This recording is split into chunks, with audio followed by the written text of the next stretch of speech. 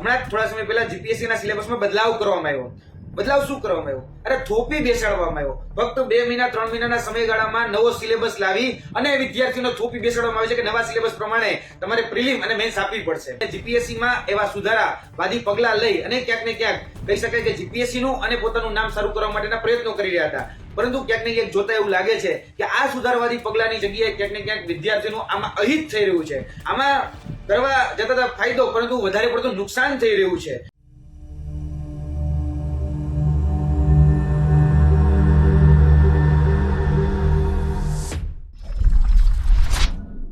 GPSC એક એવી સંસ્થા જેના ઉપર ઉમેદવારોને ખૂબ વધારે ભરોસો, ઉમેદવારોના એ ભરોસા પર ઘણી બધી વાર એ ખરું પણ ઉતર્યું છે. સંસ્થા ઘણી બધી વાર ફેલ પણ થઈ છે. બહુ જ બધા સવાલો છેલ્લા કેટલાય સમયથી જીપીએસસી માટે ઉઠી રહ્યા છે. જ્યારથી અધ્યક્ષ બદલાયા એના પછી ફરી એકવાર ઉમેદવારોને વિશ્વાસ એવો આવ્યો કે હવે જેવી રીતના પરીક્ષા લેવાશે, જે નિયમો બનશે એ બધા જ વિદ્યાર્થીઓના હિત માટે હશે. પણ ફરી એકવાર જીપીએસસી અત્યારે બહુ જ બધા સવાલોના ઘેરામાં છે. પહેલા હરિભાઈ ચૌધરીએ સીએમને જે પત્ર લખ્યો એ પત્રમાં બહુ જ ગંભીર આરોપો જીપીએસસી પર લાગ્યા કે ત્યાં જાતિવાદ ચાલી રહ્યું છે. જીપીએસસીમાં ઓબીસી, એસસી, એસટીના ઉમેદવારોને ઇન્ટરવ્યુમાં સરખી રીતના માર્ક્સ નથી આપવામાં આવતા અને બધા જ સવાલો પછી યુવા નેતા યુવરાજસિંહે પણ ઘણા બધા સવાલો જીપીએસસી સામે કર્યા છે. ઉમેદવારોની પસંદગી, ઇન્ટરવ્યુમાં જે પ્રમાણે માર્ક્સ આપવામાં આવે છે, જે રીતના પરીક્ષા લેવાની પદ્ધતિ છે, એમાં પણ ઘણા બધા સવાલો યુવરાજસિંહે ઉઠાવ્યા છે. એટલે જીપીએસસી અત્યારે ઘણા બધા સવાલોના ઘેરામાં છે. બહુ જ બધા લોકોની આશા અને અપેક્ષા એ જીપીએસસી હોય છે. બહુ જ બધા હજારો ઉમેદવારો એ માત્ર એ સંસ્થા પર ભરોસો કરી અને એ સિસ્ટમમાં આવવા માટે જીપીએસસી પર ખૂબ ભરોસો કરે છે. એ જીપીએસસી જેને યુપીએસસી પછી એવું કહેવાય કે બહુ જ સરસ રીતના કોઈ પરીક્ષા લેવાતી હોય તો એ જીપીએસસીની છે. એ અત્યારે ઘણા બધા સવાલોના ઘેરામાં છે. હવે જીપીએસસી આ વિષયો પર પોતાની સ્પષ્ટીકરણ કે પોતાના જવાબો આપે છે કે એને કેમ એ જોવાનું છે. પણ અત્યારે યુવરાજસિંહે જે સવાલો કર્યા છે તે સાંભળો. નમસ્કાર, જય હિન્દ, જય ભારત. હું યુવરાજસિંહ જાડેજા આજે ખૂબ જ કૃતજ્ઞતાના ભાવ સાથે એક એવા વિષયને સંછેડવા જઈ રહ્યો છું જે જીપીએસસી એટલે કે ગુજરાત પબ્લિક સર્વિસ કમિશન, જે આપણું જાહેર સેવા આયોગ જે છે, તેમાં વર્તમાનમાં જે પ્રશ્નો ઉપસ્થિત થયા છે એને આજે ખૂબ જ કહી શકાય કે સહજ ભાવે તમારા સમક્ષ મૂકવા છે. અને ક્યાંક એવું પણ લાગી રહ્યું છે, જો તમે કહી શકાય કે જીપીએસસી નું ઇન્ટરવ્યુ આપતા હોય તો તમે સચિવાલયમાંથી છો તો તમારે એ સચિવાલયમાંથી જોબ કરો છો કે સચિવાલયના ગૃહ વિભાગમાં કે નાણાં વિભાગમાં કે આરોગ્ય વિભાગમાં કે પછી એસટીઆઈ તરીકે તમે જોબ કરી રહ્યા છો, તો એ કહેવાનું ટાળવું જોઈએ. આવું શા માટે વાત કરી રહ્યો છું તેની વાત આજે હું આ વિડીયોમાં કરીશ.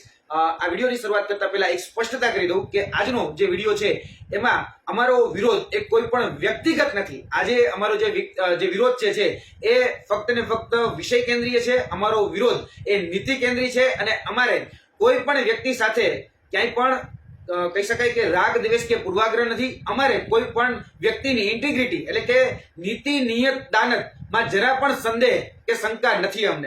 અમારે આજે જે વાત કરવી છે એ ફક્ત જે અત્યારે નવો ચીલો પડી રહ્યો છે, નવી સિસ્ટમ જે સેટ થઈ રહી છે એના વિરોધમાં આજે અમારે વાત કરવી છે. કેમ કે જે પદ્ધતિ, જે પ્રક્રિયા આજે કહી શકાય કે જે ઉમેદવારોને હેરાન પરેશાન કરી રહી છે એના વિરોધમાં અમે છીએ. એટલે સિસ્ટમના વિરોધમાં અને નવો જે ચીલો ચિતરાઈ રહ્યો છે એના વિરોધમાં આજે અમે વાત કરવા જઈ રહ્યા છીએ. આ તે સ્પષ્ટતાની વાત. કારણ કે અત્યારે ઘણા બધા લોકો આ પરિસ્થિતિને સુધારવા માટે જીપીએસસી ની અંદર આવ્યા હતા અને જીપીએસસી માં એવા સુધારાવાદી પગલા લઈ અને ક્યાંક ને ક્યાંક કહી શકાય કે જીપીએસસી નું અને પોતાનું નામ સારું કરવા માટેના પ્રયત્નો કરી રહ્યા હતા. પરંતુ ક્યાંક ને ક્યાંક જોતા એવું લાગે છે કે આ સુધારવાદી પગલાની જગ્યાએ ક્યાંક ને ક્યાંક વિદ્યાર્થીઓનું આમાં અહિત થઈ રહ્યું છે. આમાં કરવા જતા ફાયદો પરંતુ વધારે પડતું નુકસાન થઈ રહ્યું છે. કારણ કે એવા પગલાઓ લેવામાં આવી રહ્યા છે જેને કારણે વિદ્યાર્થીઓને નુકસાન અને વિદ્યાર્થીઓ જે ખરેખર તૈયારી કરે છે, જે લાયક છે, જે હકદાર છે, એ આજે ક્યાંક ને ક્યાંક વંચિત રહી રહ્યા છે. આજે ઘણા બધા પાસા ઉપર મારે તમારી સમક્ષ વાત કરવી છે. કેમ કે જે મનગળત, મનસ્વી અને મન ફાવે એવા નિયમો જે છે એ થોપી બેસાડવામાં આવે છે, તેને કારણે આજે ઘણા બધા જે મહેનતુ ઉમેદવારો છે એ મહેનતુ ઉમેદવારોને અન્યાય થઈ રહ્યો છે. એટલે સૌપ્રથમ વાત મારે કરવી છે જીપીએસસી ના સિલેબસને લઈને. હમણાં થોડા સમય પહેલા જીપીએસસી ના સિલેબસમાં બદલાવ કરવામાં આવ્યો. બદલાવ શું કરવામાં આવ્યો? અરે થોપી બેસાડવામાં આવ્યો. ફક્ત 2 મહિના 3 મહિનાના સમયગાળામાં નવો સિલેબસ લાવી અને વિદ્યાર્થીઓને થોપી બેસાડવામાં આવે છે કે નવા સિલેબસ પ્રમાણે તમારે પ્રિલિમ અને મેન્સ આપવી પડશે. તો સાહેબ અમે આ સ્પષ્ટતા ફરીથી કરીએ છીએ. અમે જે બદલાવ છે, જે પરિવર્તન છે એને સહજ ભાવે સ્વીકારીએ છીએ. એમાં ના જ નહીં. કોઈ પણ બદલાવ, કોઈ પણ પરિવર્તન હોય એ હંમેશા સ્વીકાર્ય જ હોય. પરંતુ તમે થોડોક સમય તો આપો.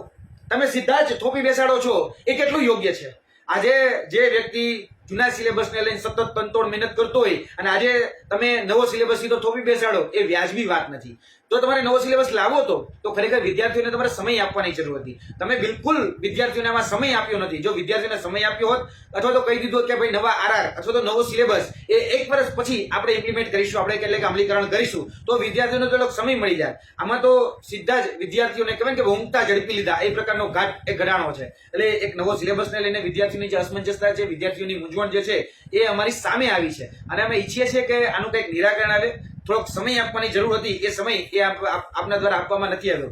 બીજી સૌથી મોટી વિસંગત તમારા સામે જે આવી છે એ ભાષાને લઈને આવી છે. ખાસ કરીને જોવા જઈએ જીપીએસસી ની અંદર ગુજરાતી અને અંગ્રેજી જે ભાષા જે છે એ કહી શકાય કે એના જે મુખ્ય પ્રશ્નપત્રો હોય તો અત્યાર સુધી જે કહી શકાય કે ગણતરીમાં જે લેવામાં આવતી હતી, પ્રિલિમિનરીમાં હોય, મેન્સમાં હોય, તો મેન્સ સબ્જેક્ટ તરીકે લેવામાં આવતી હતી. તો આમાં અત્યારે જસ્ટ એક ક્વોલિફાઈંગ લેંગ્વેજ તરીકે તે લેવામાં આવે છે, ક્વોલિફાઈંગ માર્ક તરીકે એને ગણવામાં આવી રહી છે. તો આમાં ક્યાંક મને એવું લાગી રહ્યું છે કે કંઈક કાચું કપાણું છે.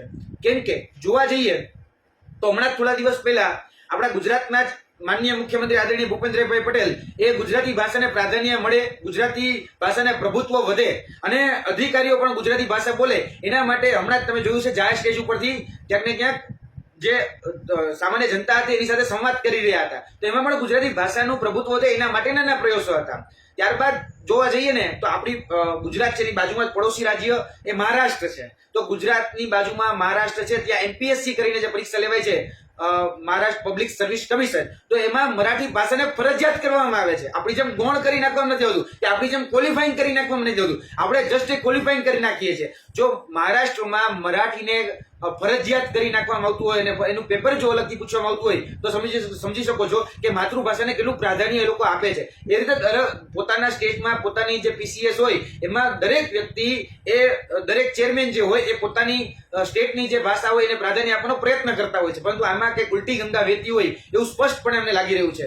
તમે જોઈ શકો છો કે ભાઈ આઈબીપીએસ ના માધ્યમથી અત્યારે બેન્કિંગની એક્ઝામો લેવાથી, જોકે હવે તો મેં પણ બદલાવ કરેલો છે, મેં પણ હવે ગુજરાતી ભાષા રાખેલી છે, પરંતુ ભૂતકાળમાં જયારે પરીક્ષાઓ લેવાની ત્યારે એમાંથી કંઈક બોધપાઠ લેવાની જરૂર હતી. કેમ કે જયારે જે તે સમયે પરીક્ષા લેવાની તો બેંકની અંદર આપણે જે અધિકારીઓ આવ્યા, તમે ગામડાની કોઈ પણ બેંકમાં જઈને જોઈ લેજો કે આજે કોમ્યુનિકેશન જે થઈ રહ્યું છે ને, આજે કોઈ પણ સામાન્ય નાગરિક અને બેંકના અધિકારી સાથે કોમ્યુનિકેટ થાય છે તો એમાં અંગ્રેજી અથવા તો હિન્દી ભાષાનો ઉપયોગ કરવામાં આવે છે. હવે તમે વિચારો ગામડાના કયા વ્યક્તિને હિન્દી આવડતું હોય, ગામડાના કયા વ્યક્તિને ગુજરાતી આવડતું હોય. હવે ગામડાના જે બાબા છે કે કહી શકાય સામાન્ય નાગરિક જે છે એ તો પોતાના લહેકાની, પોતાની વિસ્તારની અથવા તો કહી શકાય ગુજરાતી ભાષા માતૃભાષા છે એની સાથે જ એ નાનો મોટો ટૂંકમાં કહી શકાય નાનેથી મોટો થયો હોય તો એને ભાષા જ આવડતી હોય. પરંતુ હવે બેંકની અંદર પણ હવે અત્યાર સુધી તમે જોયું કે ભાઈ ક્યાંક ને ક્યાંક કોમ્યુનિકેશન કરવામાં જે સામાન્ય નાગરિક અને જે બેંક હતી એને કોમ્યુનિકેશન યોગ્ય રીતે નહોતું થઈ શકતું. એટલે ગુજરાતી ભાષાને ખરેખર પ્રભુત્વ વધે, પ્રાધાન્ય મળે એ માટેના પ્રયત્નો જોવા જોઈએ. પરંતુ અહીંયા તો અધોગતિ એ જોવામાં આવી રહી છે. આઈબીપીએસ થી લઈને મેં અલગ અલગ ઘણા બધા ઉદાહરણો આપ્યા, પણ હું એટલું તો ચોક્કસ કહીશ કારણ કે જીપીએસસી ની વર્ગની પરીક્ષા આપનાર ફક્ત ઇલાઇટ વર્ગ નથી, એટલે કે શહેરીકરણનો વર્ગ નથી. ક્યાંક ને ક્યાંક આમાં એનું પ્રાધાન્ય આપવામાં આવતું હોય ને એવું મને લાગી રહ્યું છે. કારણ કે જેને સારું અંગ્રેજી આવડતું હોય કે સારું અંગ્રેજીમાં જે બોલી શકતા હોય એને જ તમે ક્યાંક ને ક્યાંક પસંદ કરતા હોય એ પ્રકારના પણ આક્ષેપો આરોપો લાગે છે. મારે આરોપોમાં નથી પડવું, કેટલા સાચા કેટલા ખોટા મારે નથી જાણતો, પરંતુ એ આ વાત ઉપરથી તો એવું લાગે છે. કારણ કે મેં એવું જોયું છે કે ભાઈ રાજસ્થાનનું કોટા છે તો રાજસ્થાનના કોટામાં સ્પેશિયલ બહારના રાજ્યના ઉમેદવારો જે હોય એ સ્પેશિયલ ગુજરાતી શીખે છે અને ગુજરાતી શીખી અને ગુજરાતની અલગ અલગ જે સ્પર્ધાત્મક પરીક્ષા આપતા હોય છે. એટલે ક્યાંક ને ક્યાંક આમાં બહારના રાજ્યોનું પ્રભુત્વ, બહારના રાજ્યોનો અધિકારીનું આધિપત્ય એ ગુજરાતમાં વધારે વધશે અને ખાસ કરીને જે ઇલેક્ટ વર્ગ છે એ જ પછી આ જીપીએસસી ની પરીક્ષા આપી શકશે એવું થઈ જશે. ગામડાનો છેવાડાનો વ્યક્તિ છે ને એ આનાથી વંચિત જ રહી જશે. એટલે મહેરબાની કરીને આ ભાષાનું પ્રભુત્વ વધે એના પ્રયત્નો કરો. ઉલટી ગંગા મહેરબાની કરીને ન વેવડાવો.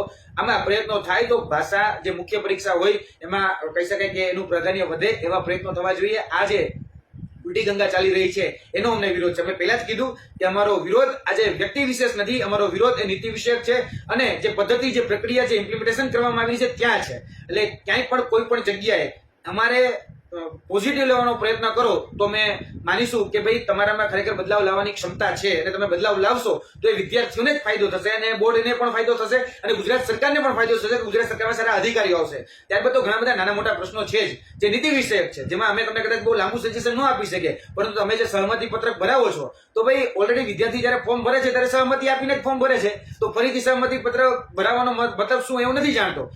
ત્યારબાદ તમે હમણાં જ એક નવો કાયદો લાવ્યા કે ભાઈ હવે આપણે કેમેરા બંધ કરી દો, એટલે જીપીએસસી ની જે પરીક્ષા ચાલે એમાં કેમેરા બંધ કરવાનો નિર્ણય તમે કર્યો. તો સાહેબ તમને એ ખરેખર મારે પ્રશ્ન તર્ક સાથે પૂછવો છે.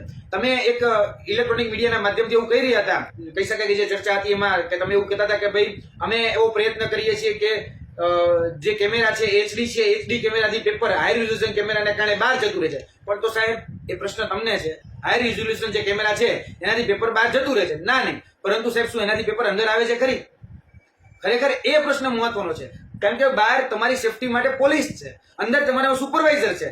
પેપર બહાર જતું રહે, ચલો કદાચ તમારે તર્કમાં અમે સહમત થઈ કે ચલો તમારો તર્ક એવો છે કે એચડી કેમેરા છે, પેપર બહાર જતું રહે, પણ શું એનાથી અંદર આવે છે ખરી?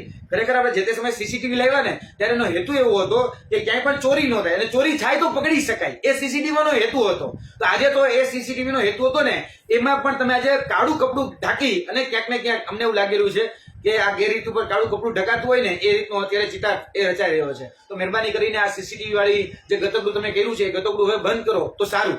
ત્યારબાદ જે પેપર જે અત્યારે કાઢવામાં આવી રહ્યા છે, પેપરમાં ખાસ કરીને જે મુખ્ય પરીક્ષાના પેપર તમે એવું કહ્યું કે જ્યાં સુધી અમારી વેબસાઇટનું પોર્ટલ ખુલ્લું હશે ત્યાં સુધી તમે પેપરને ડાઉનલોડ કરી શકશો, બાકી આરટીઆઈ તમે પેપર નહીં મગાવી શકો. તો મને પણ આવું લાગી રહ્યું છે કે આ તુગલકી નિર્ણય છે. એટલા માટે કારણ કે વિદ્યાર્થીને પોતાના પેપર જોવાનો અબાધિત અધિકાર છે અને ગમે ત્યારે પેપર જોઈ શકવા જોઈએ. આજે કદાચ એને 2 મહિના 3 મહિના કે 5 મહિના પછી ખબર પડી ત્યારે તમારી જે કહી શકાય કે વેબસાઇટની જે વિન્ડો છે એ બંધ થઈ ગઈ. તો આજે પેપર ચેક કરવા માટે માણસ જાય ક્યાં? આજે તકલીફ ત્યાં પડી રહી છે કે આજે જ્યારે કહી શકાય કે વિદ્યાર્થીઓ પેપર માગે તો એને ગમે ત્યારે મળવા જોઈએ. આ તો આરટીઆઈ નો એક્ટ જે હતો ને, રાઇટ ટુ ઇન્ફોર્મેશન, એનું પણ તમે ક્યાંક ઉલ્લંઘન કરી રહ્યા છો. એટલે મહેરબાની કરીને આવા મનસ્વી કે મન ફાવે એવા મનગળત નિયમો મહેરબાની કરીને ન લેજો. આના કારણે વિદ્યાર્થીઓને પણ નુકસાન છે, સિસ્ટમને પણ નુકસાન છે. આજે કોઈ વ્યક્તિ પોતાના પેપર મગાવે છે તો પોતાનું મૂલ્યાંકન કરવા માટે મગાવે છે. બીજાએ કેટલું લખ્યું, પોતાના કેટલું હતું કેલિબર અને ખરેખર માર્ક કઈ સિસ્ટમથી આપ્યા છે એના માટે આ પેપર મગાવતો હોય છે. એટલે પછી આ તો કેવું છે કે ન રહે કે બાસ ન બજે કે બાસુરી, તમને જયારે ખબર પડે ત્યારે તમારી વિન્ડો જો બંધ થઈ ગયો હોય તો એના જેવું થયું. અને સૌથી મોટું આજે વિડીયો બનાવવાનું જે મુખ્ય કારણ છે એ છે વર્તમાનની ઇન્ટરવ્યુ વ્યવસ્થા. એટલે મૌખિક જે ઇન્ટરવ્યુ લેવામાં આવે છે એમાં સૌથી વધારે બૂમબરાડા પડી રહ્યા છે, સૌથી વધારે રાડો એ પડી રહી છે. કેમ કે આજે વિદ્યાર્થી હેરાન પરેશાન થઈ રહ્યો છે. કારણ કે આજે એ ઇન્ટરવ્યુ રૂમમાં જતો હોય ને તો આજે એને એવું લાગી રહ્યું છે આપણે ઇન્ટ્રોગેશન રૂમમાં જઈ રહ્યા છે.